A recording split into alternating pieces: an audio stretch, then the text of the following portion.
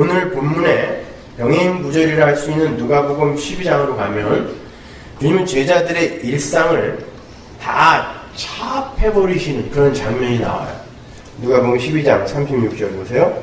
너희는 마치 그 주인이 혼인집에서 돌아와 문을 두드리면 곧 열어주려고 기다리는 사람과 같이 되라. 여러분 이거 그냥 언뜻 읽으면 아무것도 아닌 것 같지만 자세히 읽어보면 굉장한 억지가 숨어 있습니다. 여기에요. 종들도요, 다른 할 일들이 많아요. 집안일도 해야 되고, 밭에 나가서 일도 해야 되고, 가족이 있으면 가족도 챙겨야 하고, 할 일이 아주 많습니다. 그런데 주님은 문 앞에 서서 주인이 문을 두드리면 곧 문을 열어줄 수 있는 자리에 대기하라고 말씀하십니다. 내가 돌아와서 문 두드리면 곧 문을 열라는 거예요. 다른 일 하다가 손 닦고 나와서 어기적거리면 안 된다는 뜻입니다. 곧 문을 여는 자리에서 대기하라 그래요. 그러니까 주님을 기다리는 하나님 나라 백성들은 다른 일상에 눈을 팔아서는 안 된다는 거예요. 다른 일상을 통하여 주님을 기쁘게 해드리는 그런 일 하지 말고 내가 문 두드렸을 때 너는 문 열어라라는 뜻이에요. 다른 걸로 나 기쁘게 하려고 하지 말라는 거예요. 밭일, 집안일 이런 거 괜찮다는 거예요. 그거 말고 내가 문 두드렸을 때 곧 문 여는 그 자리에 서 있으라는 뜻이에요.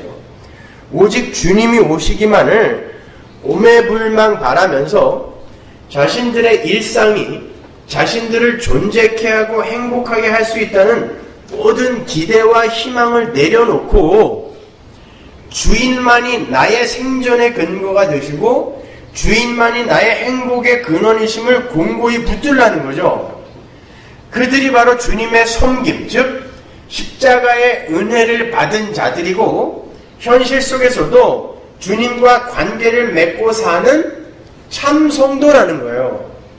주님에 의해 섬김을 받아 깨끗하게 된 자들은 바로 그러한 자리, 주님만 기다리다가 문 두들기면 바로 문 여는 그 자리로 가게 되어 있다는 그런 뜻이에요. 누가복음 12장 37절 보세요.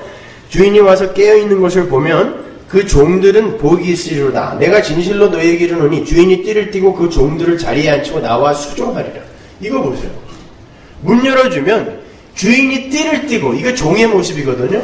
띠를 띠고 종들을 앉히고 수종을 들겠다는 것이죠. 이게 무슨 말이란 말이에요, 여러분. 문 열어줬다고 주인이, 생사 여타를 쥐고 있는 주인이 종을 앉히고 종을 섬겨요? 이게 무슨 말이란 말이에요. 여기에는 큰 메시지가 들어가 있는 거예요. 이게 어디서 본 그림이에요, 여러분? 주인이 띠를 띠고 앉아서 종의 수종을 든 그림이 있었잖아요. 요한복음 다 공부했잖아요, 우리. 주님이 발 닦이는 사건, 거기에 나오는 그 그림이란 말입니다. 요한복음 13장에 보면 예수님께서 잡히시던 날 밤에 제자들의 발을 씻기시는 장면이 나와요. 그때 예수님께서 수건을 두르시고 제자들을 앉힌 후에 그들의 발을 씻기잖아요. 그러자 베드로가 뭐라 그래요? 어찌 주님께서 저의 발을 씻기실 수 있냐고, 저는 그렇게 놔둘 수 없다 라고 만류를 해요. 주님은 그러한 베드로에게 이렇게 말씀하십니다. 요한복음 13장 8절 보세요. 베드로가 가로되 내 발을 절대로 씻기지 못하시리라. 예수께서 대답하시되 내가 너를 씻기지 않으면 네가 나와 상관이 없느니라.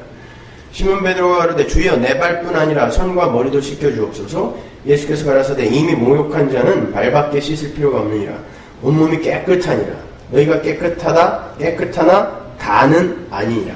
너희가 다 깨끗하지만 한 놈은 아니다, 이런 뜻이에요. 발만 더럽다는 뜻 아닙니다. 왜냐면 그 다음에 나오잖아요. 이거는 유다를 가리키는 말이다라고.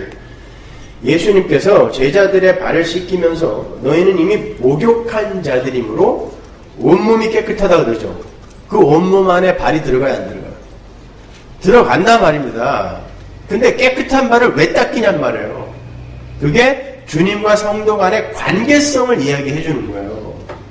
혹자들이 이야기하는 것처럼 주님의 십자가는 원죄만을 사한 것이고 이제 자범죄는 주님이 계속 닦아줘야 된다, 그거 아닙니다, 여러분.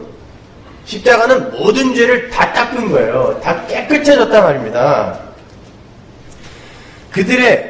이건 주님은 지금 그들의 온 몸이 어떻게 해서 깨끗해지게 된 것인지를 보여주시는 거예요. 주님은 지금 그들의 온 몸이 깨끗하게 되어서 거룩하게 구별이 된 건 그들의 행위와 공로에 의해서가 아니라 그들은 가만히 앉아 있었는데 주님의 발 씻기심, 즉 십자가에 의해서 그렇게 된 것임을 보여주는 거예요. 아직 십자가를 지시기 전이지만 이제 십자가를 지게 되면 주님에 의해서 택해진 자들이 어떻게 될 것인지에 관한 예고인 거예요. 주님의 택하심은 절대 변개될 수 없으니까. 그래서 아직 십자가 지기 전인데도 너희들이 이미 목욕했다라고 이야기를 하는 거예요. 주님이 택한 자들은 반드시 목욕하게 될 거거든요. 어떻게? 어린 양의 피로.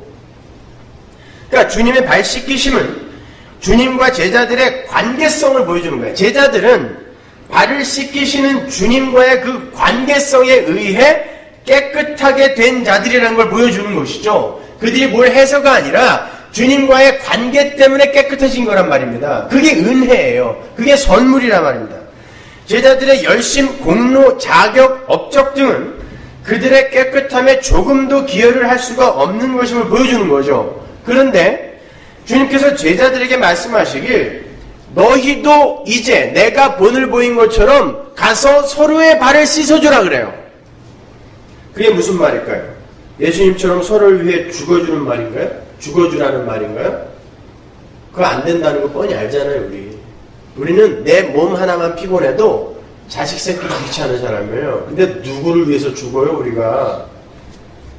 그 대목에서 우리가 놓치지 말아야 할 중요한 어구가 나와요. 요한복음 13장 14절 보세요. 내가 주와 또는 선생이 되어 너희 발을 씻겼으니 너희도 서로 발을 씻기는 것이 무엇이라? 내가 너희에게 행한 것 같이 너희도 행하게 하려 본을 보였노라. 내가 주체가 되어 주가 되어 라고 이야기하죠.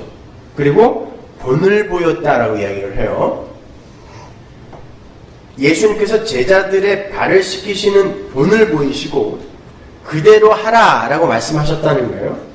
예수님께서 보이신 본이 뭐라고 그랬어요? 성도들의 거룩, 성도의 깨끗함은 쌍방 간의 협력 사역에 의해 성취되는 것이 아니라 예수님의 일방적 희생인 씻기심에 의해서 성취되는 것임을 보여준 것이 바로 예수님의 발 씻기심이라고 그랬죠.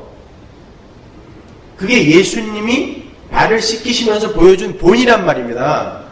너희들이 깨끗해진 건 내가 씻었기 때문이지 내가 너희를 씻을 때 너희가 날 뭘 도와줘서가 아니다라는 걸 보여준 게 본이란 말입니다.